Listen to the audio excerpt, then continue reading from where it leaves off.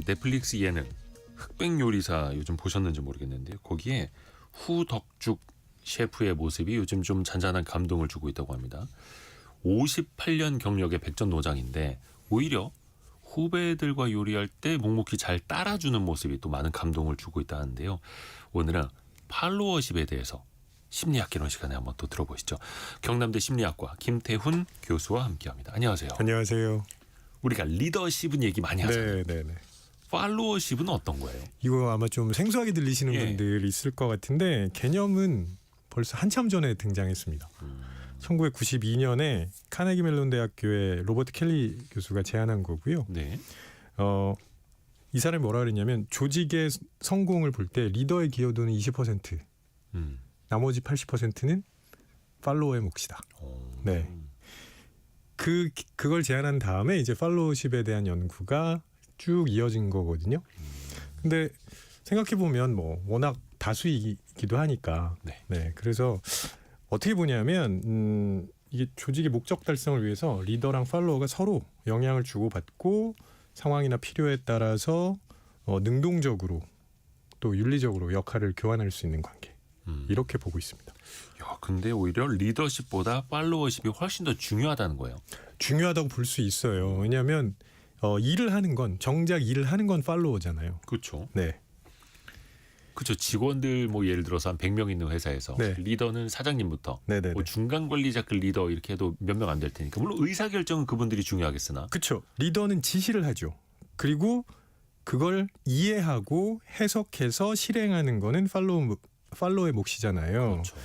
그러니까 우리가 보통 그냥 리더가 지시하면 순종적으로 따르기만 하면 되는 거 아니야라고 생각하실지 모르겠는데 예. 이렇게 한번 생각해 보시면 좋아요. 감독이 훌륭한 전략 전술로 팀을 이끈다고 해보겠습니다. 네네네. 근데 선수가 그거를 제대로 이해하지 못하고 실행을 해내지 못하면 성적이 좋을 수가 없잖아요. 네네. 그럼 선수는 어떻게 해야 되냐면 감독의 입장에서 왜 이런 지시를 했는지 들여다보고 그걸 상황에 맞춰서 해석할 수 있는 능력이 필요하다는 거죠. 그러니까 계속 상호작용하고 있는 겁니다. 그렇죠. 그래서 왜 축구에서도 감독들이 자신의 전술을 잘 이해하고 네. 그걸 잘 수행하는 선수들을 좋아하잖아요. 맞아요. 네. 그 또 똑똑한 선수들이 그런 거 잘 해내고. 네네. 그 흔히 궁합이 맞는다는 게 그런 이야기죠. 네. 근데 왜 우리가 리더십 얘기할 때 리더마다 성향 다르고 스타일 다르듯이 맞아요. 팔로워들의 그러면 성향도 다 다를 거 아니에요. 스타일도. 그렇죠. 팔로우십을 제안한 로버트 켈리가 한 5가지 유형 정도로 나누기는 했어요. 네. 그리고 여전히 그런 분류를 학계에서 사용하고 있기도 한데 최근에는요. 팔로우가 본인을 어떻게 인식하고 있는지를 훨씬 더 중요하게 봅니다. 팔로워가 자신 스스로를요. 네네. 무슨 말이냐면 예를 들어서 어떤 팔로워는 리더가 결정하면 그 결정에 그냥 의존하는 유형이 있을 수 있고요. 어떤 팔로워는 나는 리더와 함께 책임지고 싶어. 이렇게 생각할 수 있고 또 상황에 따라서 이럴 때는 내가 리더 역할을 해야 되는 건가라고 생각할 수도 있잖아요. 네네네. 그러니까 본인이 지금 이 상황에서 어떻게 인식하고 있느냐 그게 훨씬 중요하다는 거죠. 이걸 단순히 그냥 그 사람이 가진 성향이나 성격 요걸 오롯이 반영한다기보다는 네. 내가 속한 조직의 맥락 그다음에 리더와의 상호작용 이런 것들을 봐야 됩니다.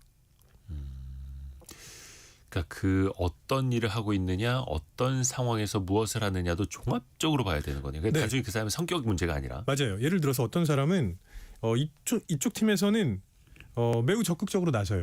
예. 근데 다른 팀에 갖다 놨더니 그냥 순응하는 모습을 보일 수도 있거든요.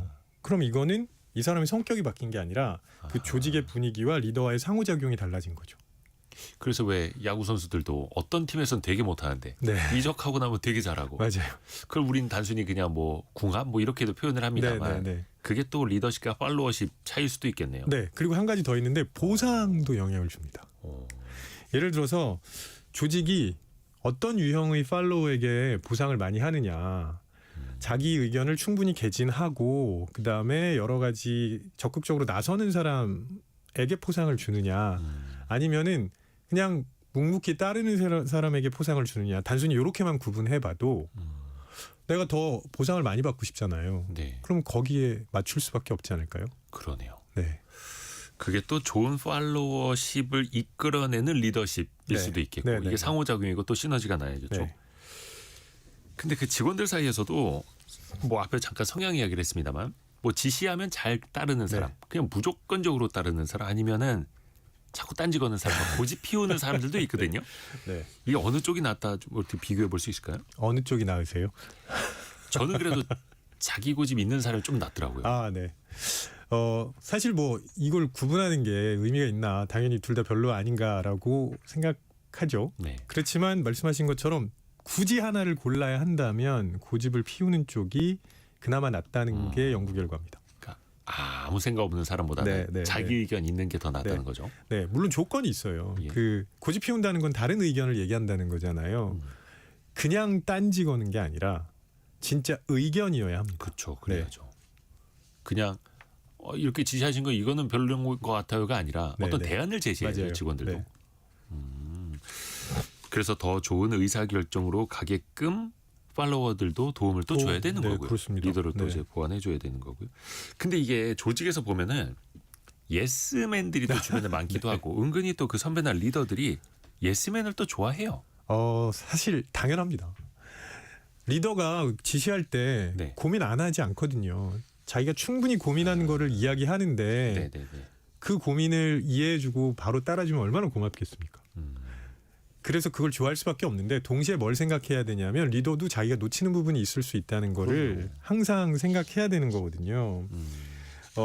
만약에 리더가 지시한 대로 항상 순응하면서 따르는 팔로워들만 있으면 조직이 혹은 조직 구성원들이 뭘 배우게 될까요? 그렇죠. 그러니까 저렇게만 하면 성공할 수 있구나 이렇게 생각하게 되고요. 예스맨이 계속 성공하면. 네, 네. 근데 이게 평상시에는 크게 문제가 없어 보이는데 네. 위험한 상황에 위기 때는 아주 심각한 문제가 됩니다. 왜냐하면 항상 순응했잖아요. 결정의 문제점들을 지적하지 않았죠. 그게 점점 쌓여가면서 어느 순간 증폭돼서 정말 폭탄처럼 터질 수도 있다는 거죠. 근데 이제 좋은 팔로워, 좋은 직원들도 많이 필요한데 이게 또 고민입니다. 사실은 이제 리더십이 좋아야 된다. 타고난 리더가 있으면 네. 그를 따르는 좋은 직원들도 많이 이제 따라오게 된다라고 생각을 하는데 네. 실제 그럴까요? 이건 양쪽 다 가능하다고 생각합니다. 그러니까 타고난 리더가 좋은 팔로워를 만들 수도 있고요. 네. 그 다음에 좋은 팔로워가 훌륭한 리더를 만든 사례도 굉장히 많습니다. 그래서 이건 어느 서로 간에. 네. 이렇게 끌고 간다 이렇게 생각하기보다는 같이 간다. 예전에는 앞에 항상 리더가 있고 뒤에 팔로워가 있어서 네네네. 따라가는 느낌이었다면 지금은 손잡고 같이 가는 거예요. 네. 그러니까 돌격 앞으로 하는 사람은 보스고 네. 나를 따르라라고 하는 사람이 리더라면서요. 네네네. 근데 그 예외가 있긴 합니다. 상명하복이 매우 중요한 대표적으로 군대에서는 리더의 역할이 훨씬 중요할 수밖에 없어요. 그렇죠. 네. 그렇죠. 그 팔로워들의 태도도 되게 중요할 것 같은데 네.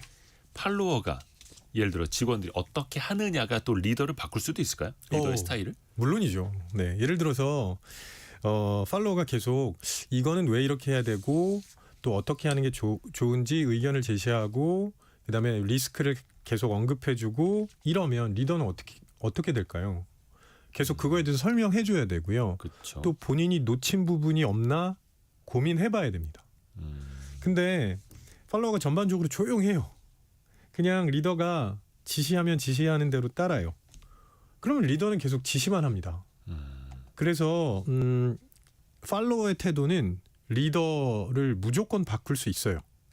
그러면 둘의 관계를 어떻게 설정하는 게 좋으냐? 리더는 팔로워가 움직일 수 있는 범위 같은 걸 정해준다고 생각하시면 좋습니다. 그 다음에 팔로워는 그 안에서 최대한 효과적이고 효율적으로 수행하는 게 중요한 거죠.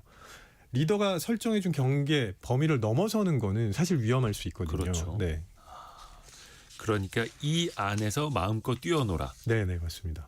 내가 수용해 줄 수 있는 건 여기까지. 어떻게 보면 이제 선일 수도 있고 울타리일 수도 있겠고요. 네, 그걸 정해주는 게 또 사실은 이제 리더의 몫이고. 근데 사실 이제 현실적으로 뭐 직장에서도 그렇고 부장님이, 네, 상무님이, 사장님이 좀 잘못된 방향으로 가고 있는데 네, 직원이 네, 이거 막 꼬치꼬치 얘기하기는 좀 쉽지 않지 않습니까? 네, 네. 내가 나중에 불이익당할 수도 있고. 네. 어떻게 해야 될까요? 못하는 게 당연하다고 생각합니다. 음. 이건 엄청 부담되는 일이라서 네. 용기를 내라는 말은 그냥 말이에요.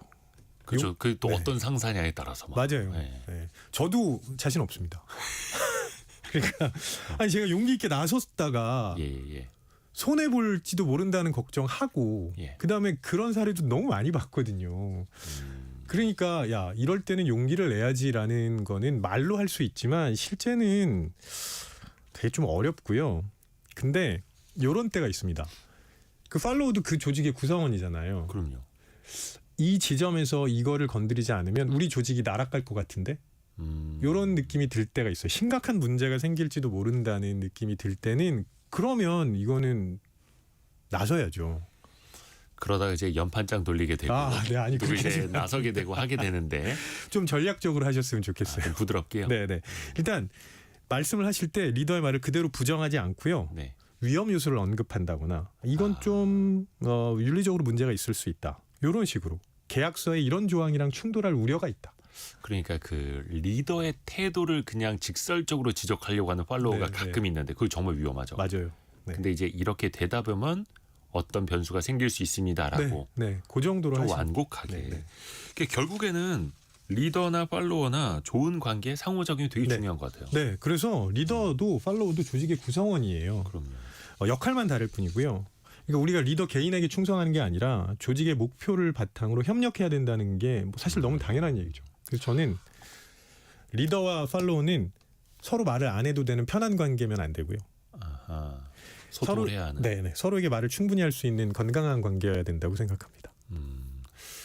사형구이님, 저는 현장직인데요. 사장님이 내려와서 지시할 때 맞는 말만 하니까 사장님이 저한테는 안 오시더라고요. 좀 건강한 또 조직 내에서의 관계 또 만들어가야겠습니다. 경남대 심리학과 김태훈 교수였습니다. 고맙습니다. 고맙습니다. 자, 2부에서는요 저희가 돈줄 상담소 시간으로 김경필 멘토와 함께 돌아오는데요.